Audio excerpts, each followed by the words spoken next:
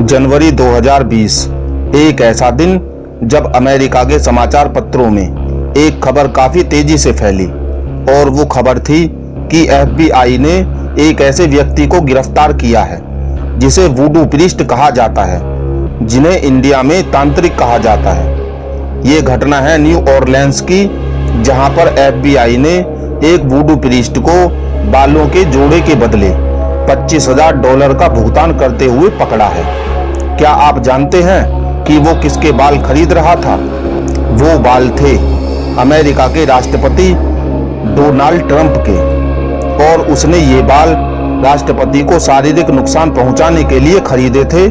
वो इन बालों से राष्ट्रपति ट्रंप पर काला जादू करना चाहता था।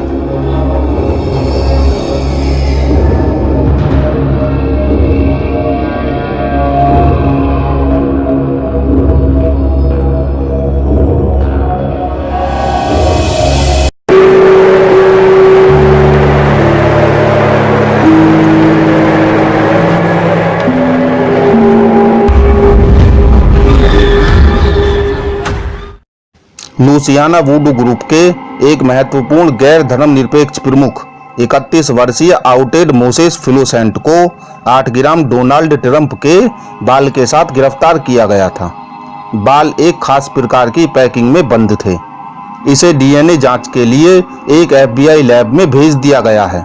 हालांकि जांचकर्ता घोषणा करते हैं कि वे इसे वास्तविक होने का सुझाव देते हैं। FBI के प्रवक्ता बॉबी मिलर को ध्यान में रखते हुए आरोपी ने बालों के लिए क्रेगलिस्ट पर $25,000 का भुगतान किया, जिसका मतलब था कि वह एक प्रकार का जादुई पुतला बनाने के लिए उनका उपयोग करने वाला था।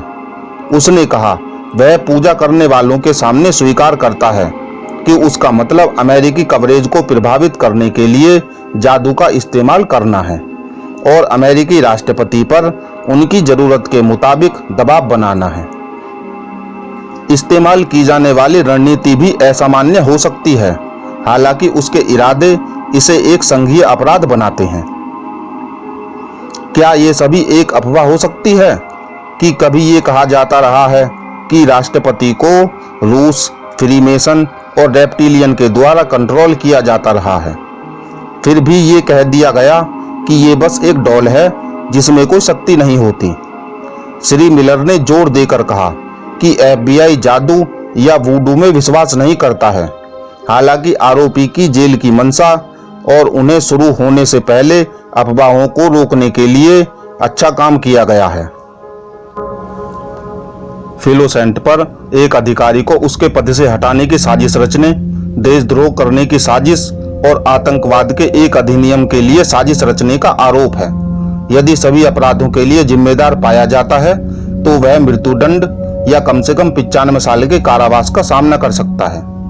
उसके वकील इकोब ब्रोनस्टीन ने पहले ही पेश कर दिया है कि वे निवेदन कर सकते हैं कि मिस्टर फिलोसेंट की हरकतें उनकी आस्था की स्वतंत्रता से सुरक्षित हैं और इनसे राष्ट्र को कोई खतरा नहीं है। फिलोसेंट के साथ रह रहे उसके ईसाई पड़ोसी का बयान कि भगवान से अपने राष्ट्रपति को नुकसान पहुंचाने के लिए की गई प्रार्थना और फिलोसेंट के द्वारा किया गया कार्य दोनों बराबर हैं।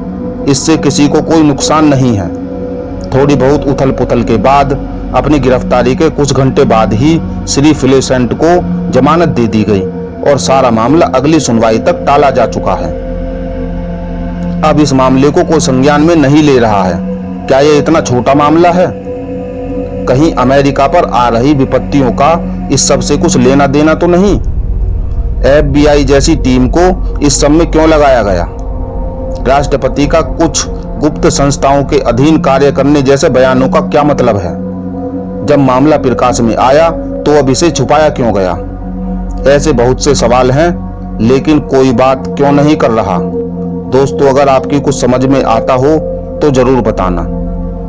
आगे आने वाले वीडियो तक के लिए मैं आपसे विदा लेता हूं। धन्यवाद दोस्तों।